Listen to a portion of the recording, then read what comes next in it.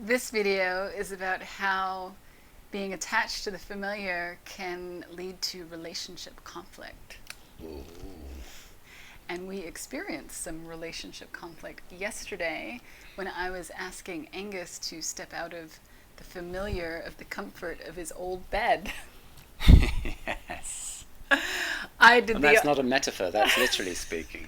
I did the audacious act of buying a new mattress for us after we had the other one for, I think, over 15 years, that you were particularly attached to in a way that I didn't see as particularly healthy myself.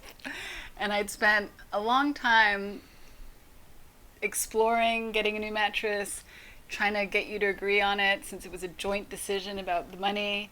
And you'd never commit. You'd say, I don't want to talk about it now. We need to talk about it later. And so finally, I got you to agree and pull the trigger, and we got a new mattress. We got a new bed. We got a whole new bed, and it led to relationship conflict. It really led to some brief relationship turmoil.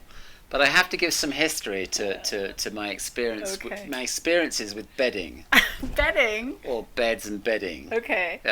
So I never really, I think, well, actually, there was one very traumatic experience I remember when I moved into an apartment. Is that hyperbole? No, it was a traumatic experience. Really? Okay. Yeah. Well, I guess there's a spectrum to traumatic experiences. I felt like it was a traumatic experience. But anyway, I bought a futon and got rid of the bed that I guess, for various apartments I'd lived in my younger years, I never really had a particularly comfortable bed, and oftentimes they were single beds. So I thought, I can't be dealing with a single bed. What does that look like? For a young man. Exactly, for a young man, a self-respecting young man. So I couldn't really afford a double bed, but I could afford a futon. It seemed like futons were somewhat de rigueur in those days. So I bought myself a futon, and then proceeded to be completely uncomfortable and actually suffered from a bad back. Everyone said how good it was for your back. It was actually terrible for my back. And actually, as a result of getting this futon, I lived with months of having back issues. Really? So anyway, cut a long story short, got married to you, moved to the States. That's cutting it very short. It is.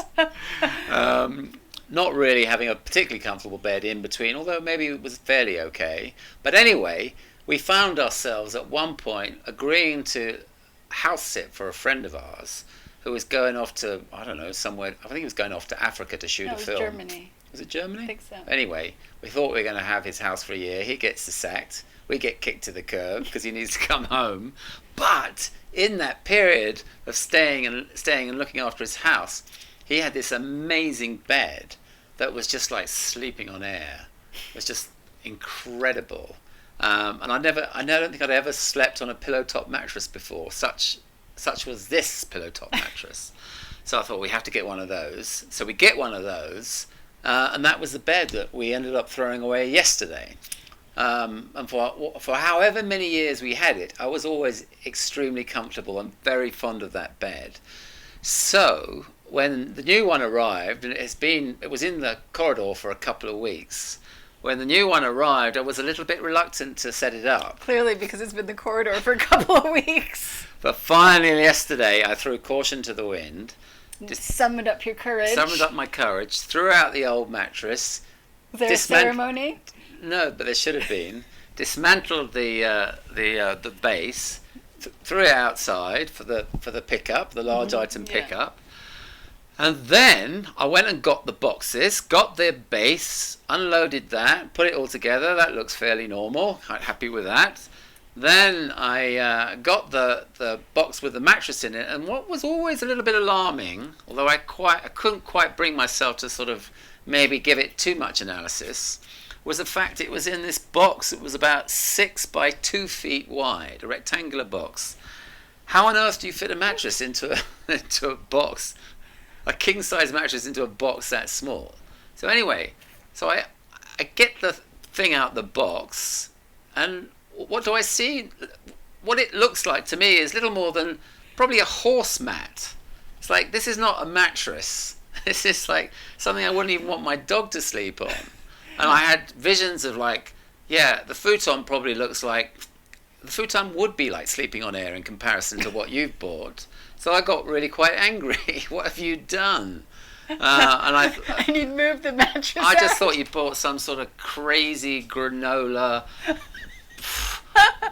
sleeping on nails kind of like, this is good for you kind of idea. And hadn't told you. Hadn't told me. It's like, we'll just get him to throw out the old bed and we'll just get in this one. It's a sacred. I don't know what it was, but I was quite angry. Yes. To which your response is, do you have to be such an arsehole? Yes. I said, no, you're the arsehole for buying buying this horse mattress. You didn't say I didn't horse mattress. Not even, well, no, a horse blanket. That's what you bought. So there is the relationship conflict that was the result of attachment to the familiar. That's the Yes. example. Yes. And so what it occurs to me to say now is that obviously out with the old, in with the new, and I was completely had to eat humble pie because the horse blanket miraculously inflated into this giant mattress. And so what I didn't know about memory foam, foam, it behaves like a sponge. You can pack it into a very small space.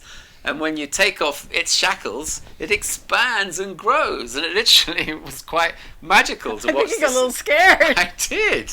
Because I didn't get it on the bed, first and foremost. It just sort of erupted. You thought it was just a blanket. I thought I was going to get suffocated by this ever-expanding mattress. Anyway, get it on the bed, and it's great, and it's comfortable and all the rest of it. But it makes me think that my ego in those situations, it behaves a little bit like a hoarder. It has a hoarding mentality.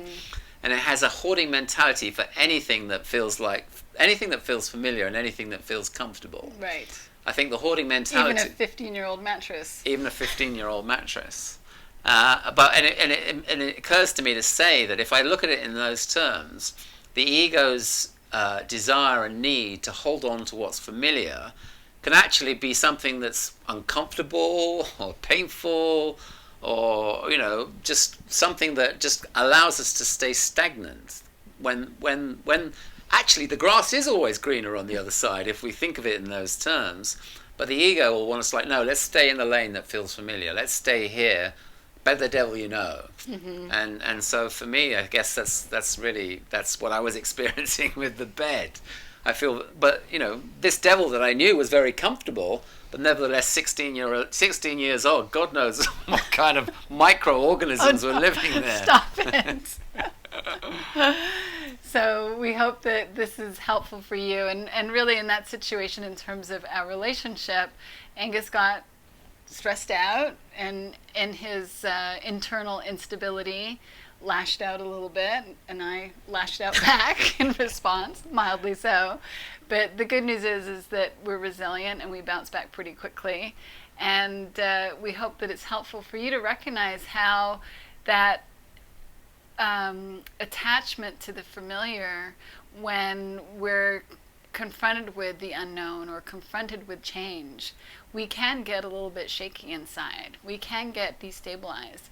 So the most important thing is, if you're able, which Angus didn't do really yesterday, but if you're able to just notice how you're doing internally, and if you realize that you're feeling shaky, you can just allow yourself to put the oxygen mask on yourself, take care of yourself, and still proceed. You don't need to take that thinking seriously. You don't need to let it stop you, but you can be gentle and kind with yourself.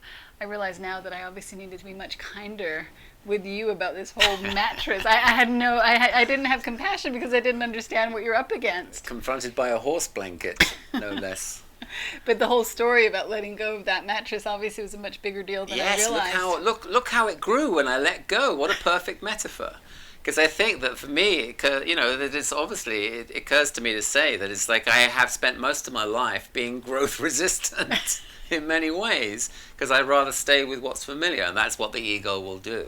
Until you met me. Till I met you, and then I was forced to grow. That's what relationships do for us, right? Exactly. They help us grow. Yeah. Well, have a great weekend, everybody. Take care. Bye. Bye.